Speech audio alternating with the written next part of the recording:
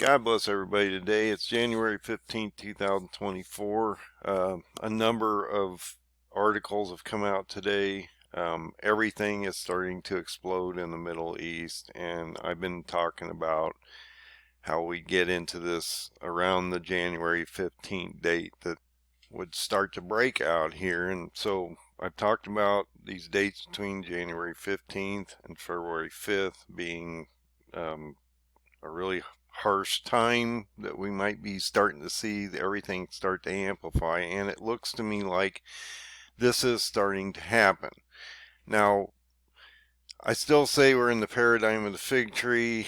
That's playing out. The paradigm could play out. I'm waiting for Hezbollah to get into this game. We'll see what happens when that occurs. But let's go into these articles and see what's going on today. I believe this is a massive escalation in this conflict in the Middle East, because now Iran is verified that they have literally struck targets in Iraq and Syria. Not proxies of Iran. Iran itself has indicated that they have struck targets in northern Iraq and Syria, and this is going to escalate tensions tremendously in the Middle East. As we've also seen, as you're going to find out as we move through these articles, that Iran has also moved their special guard into Yemen.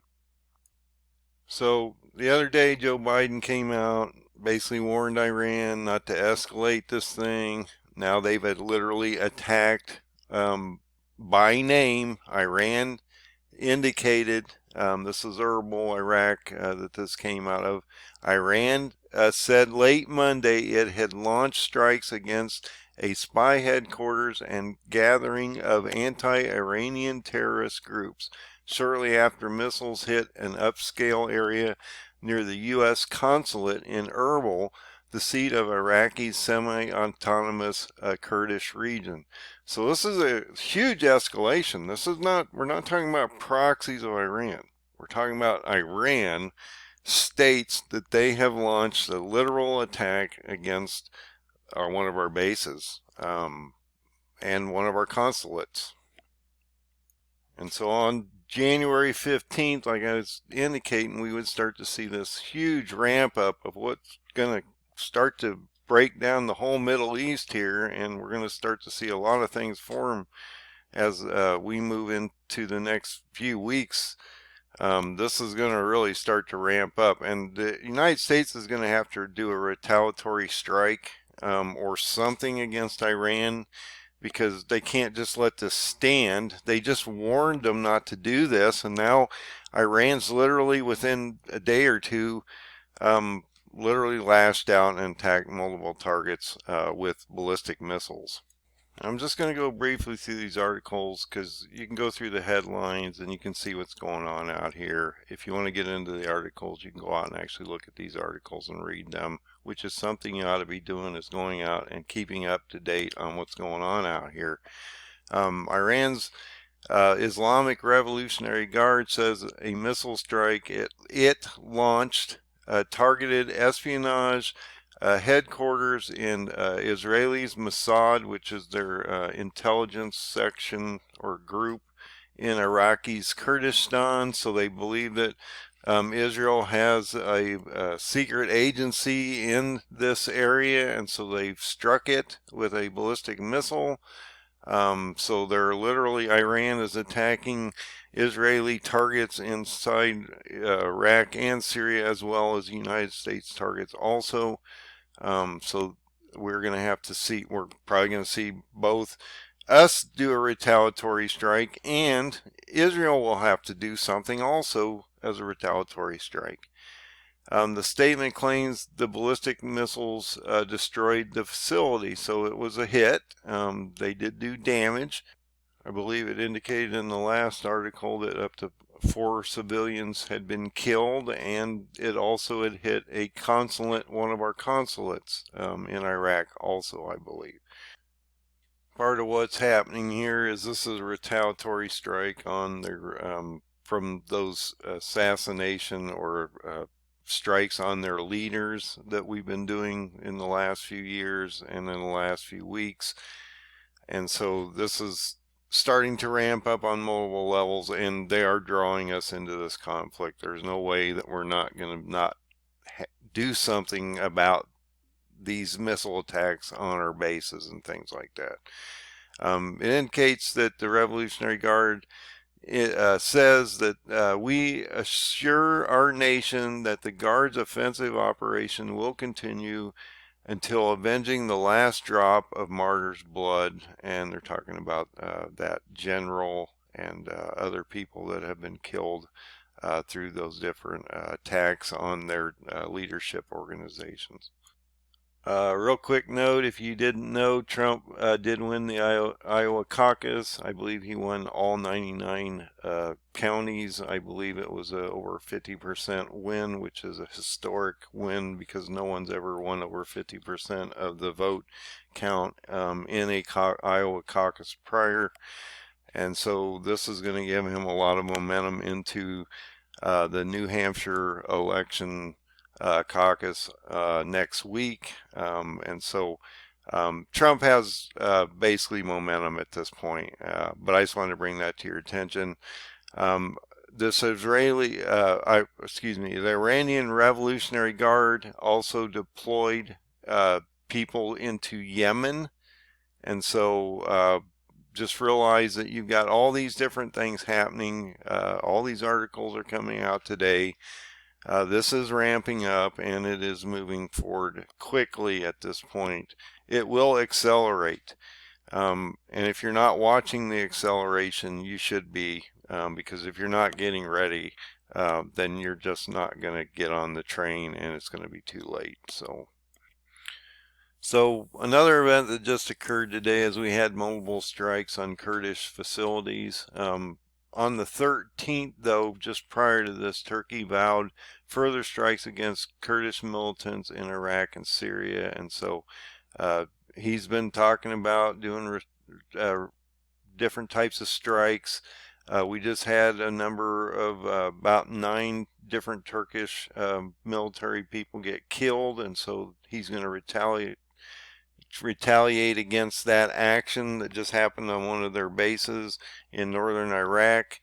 And these are literal Turkish bases that are in other countries of Syria and Iraq that are getting hit by Kurdish groups.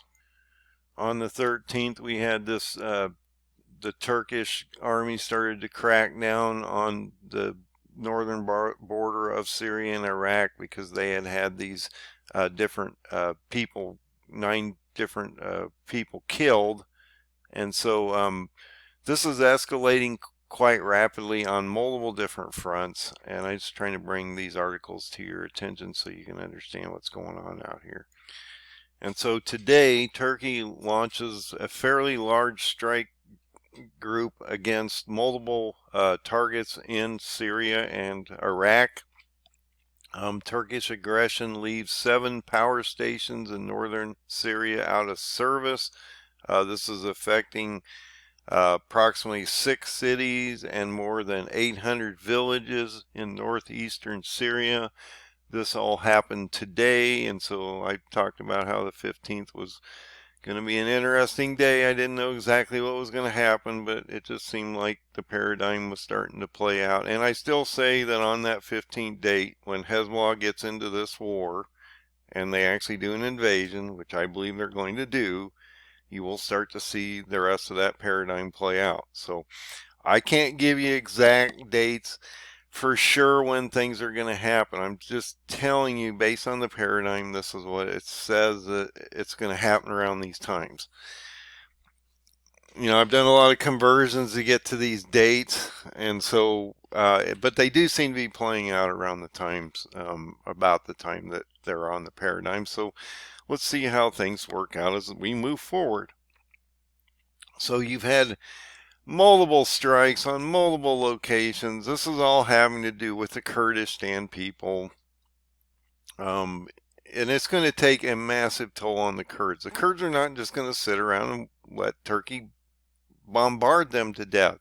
And they are actually doing aggressive moves against these Turkish bases in Syria and Iraq. And so this is breaking all out at the same time as we're watching the Houthis attacking ships, which they just hit another ship today. And then if you do go to the Houthis and look at what they've been doing, they actually hit a U.S.-owned ship off the coast of Yemen. It actually struck. They had a ballistic missile, hit the ship. It didn't hurt anyone. There was minor damage to the ship, but it just shows that they're getting through the defensive groups. And so this is causing all these shipping companies a real problem. It indicates that this happened on Monday. Article indicates on the 14th, so it must have been that transition between the 14th and 15th. But it's around the 15th, all this stuff's starting to break out, and this one's not going away anytime soon. The Houthis are not going away, and the strikes that we're causing damage to them is not really doing anything but just exacerbating the situation out here. When you go to the West Bank area, Lebanon area, you get into the Hezbollah. They're vowing to continue the war of attrition to keep Tel Aviv in a defeat position. This was just today, and so Hezbollah is in this war, and they're going to get pressured by Israel so much as we move forward, because Israel has to try to reoccupy that area to allow their 85,000 people to go back to their homes. And so they have to create this buffer zone. They have no choice but to protect those people before they move them back in, or they could have another situation similar to what they did in the south. And so this is not going to go away either, and this is going to amplify. My concern has always been, and I talked about this many times, that we would see a potential Hamas event on the northern border towards Jerusalem, and an actual invasion by Hezbollah through tunnel systems and other types of things that they could actually launch. And I believe all this is coming together all about the same time. And Hamas is even egging on Hezbollah and saying, look, you're only symbolically joining this fight. You need to actually get into this fight and do something. If you actually, guys, would pressure them on the northern side, you'd relieve some of our pressure, and we could all get in this game together. So you watch Hezbollah. Hezbollah's going to get into this game real soon. Hamas and Hezbollah agreed to carry out comprehensive ground invasion into Israel following the Guardian of Walls operation in 2021, after discovering that clash gaps in Israel's security that would enable terrorists to infiltrate from the north and south, conducting ground attacks along with rocket fire. Sources in Hamas told Saudi Arabia on Monday. So I truly believe that Hamas thought if they went in, there would be a coordinated attack from Hezbollah also, and that didn't happen. But that still may occur in the future, and so you need to be watching this and how this transpires as we move forward. In this article, we had an actual event inside Israel where we had a car ramming and stabbing near Tel Aviv that wounds approximately 14 people from this attack. And so even Israel is being affected on the ground at this very moment, because these are Palestinians that are coming across the border and literally attacking people in their own country of Israel. Another article I wanted to bring to your attention is Qatar pauses gas shipments via Red Sea after U.S. airstrikes and that ship that had gotten hit. This is huge. When people stop using this strait and they're starting to move all this cargo around all these different locations, this is going to cause some serious inflationary issues later. And the insurance companies are going to start raising the rates on these guys. They're not going to be able to do anything that they can do to fulfill these shortfalls and shortages. And this is going to start to really accelerate out of control, because this situation's not going away anytime soon either. And all this is happening as Netanyahu basically is declaring that no one is going to stop Israel from this ending Hamas, and they don't care what the global world courts are saying. They're on a mission. They're going to do what's required to stop these threats, and they don't have a choice. You know, if they don't eliminate these problems now, they're not going to go away. And sooner or later, Israel will become an extinct society, because this will all close in on them, and it will just get really bad to the point where they won't exist as a society, and it will collapse in on them. So Israel's doing what's probably required for them to gain control of and security of their land. And whenever you get into war situations, especially urban fighting like this, it's going to be huge on casualties, and the expected amount of death that's going to transpire from this is going to be extreme, just because everything is so compact. And so the world is going to turn on Israel. It indicates this in the Bible. It indicates that all nations will fall away from them, even ours. There will be a point in time where we've decided that we won't stay in this game, and we will get out of the game ourselves. And so Israel's in a really interesting situation that's going to place them in a huge judgment situation as we move forward in the next 3.5 years, as this really breaks down in front of them. And it's not going away. You got thousands of people marching on Israel, on Washington, demanding for a ceasefire, as Israel are just trying to get their hostages back. But no one's talking about that. So I just wanted to bring these articles to your attention. Be aware that we are also, which is an interesting thing, we are marking the 100th day of the Israeli-Hamas war on January 15th. So that's an interesting time frame to have this all occur in. And I believe now, as I've been talking about, you got to January 15th, things are going to really start breaking down even harder than they have been. It's going to start amplifying. It's going to start accelerating, and you're going to watch the whole Middle East break down within a matter of months. So God bless everybody. Have a great night, and find the open door. Find Jesus.